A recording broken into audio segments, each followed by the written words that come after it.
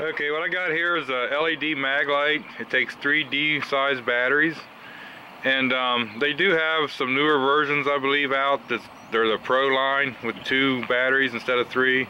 But I picked a 3D cell battery here just because of the battery life. This is rated at 79 hours of battery life. Okay, I know maybe I will, maybe I won't. Maybe it'll be so dim at the end of 79 hours it won't matter, but you know, if I get 40 hours, if I get 20 hours, I'll be happy.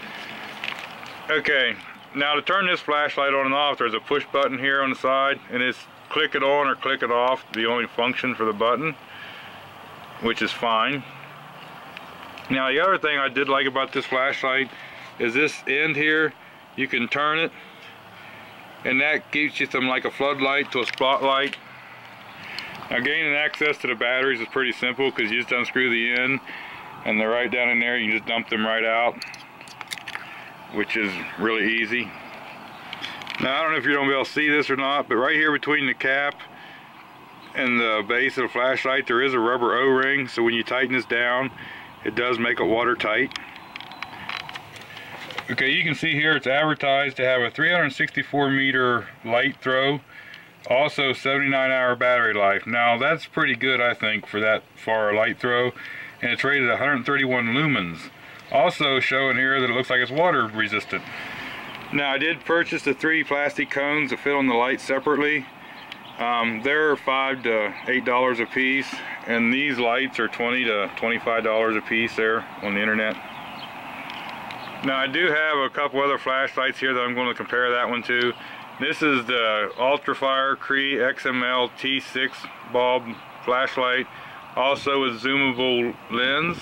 That's the main reason I want to compare it to this.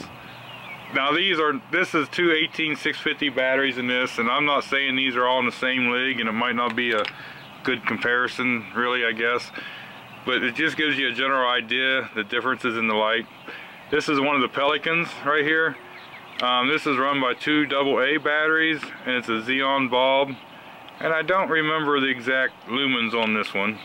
Okay, so you guys get an idea in the daytime what we're going to be spotlighting on here. Is that camper is across the street there, which really isn't that far. We're going to zoom over here to this tree.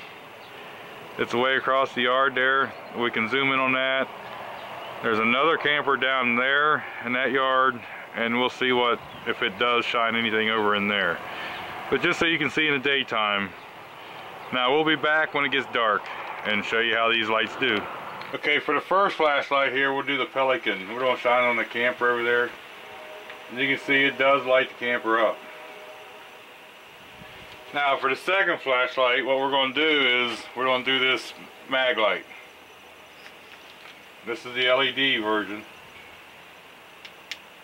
Now there you can see it does a pretty good job lighting it up, a little bit better than the other one. And you can focus this beam or you can scatter it out. It does have the hole in the middle of the beam, but all in all that light does really well. And you gotta imagine too, this thing is supposed to last 79 hours. That's the main reason I like this flashlight, because of the 79 hour battery life. Okay, now we've seen this one here before. This is the TrustFire, and there it is on the flood, and we can focus the beam down. So there's that light compared. Now see, the Maglite actually does pretty comparable, given that it's only 131 lumens compared to the other ones rated at 16. Okay, now over there is that tree in the yard over there. I don't know if you guys can pick up where this Pelican's shining on it. So it does light it up enough that you can kind of see the trees there. Okay, now here, this is that Maglite. As you can see, you can focus that beam. It does a lot better job of lighting that tree up. And you can even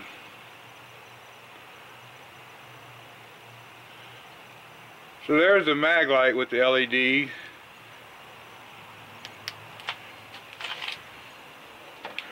Okay, here's that TrustFire, and here's going through the different modes. Okay, but there's the brightest. You do see it does light the tree up the best, even if you bring it out in the fan mode or the flood mode. But again, this is only an hour-and-a-half battery life.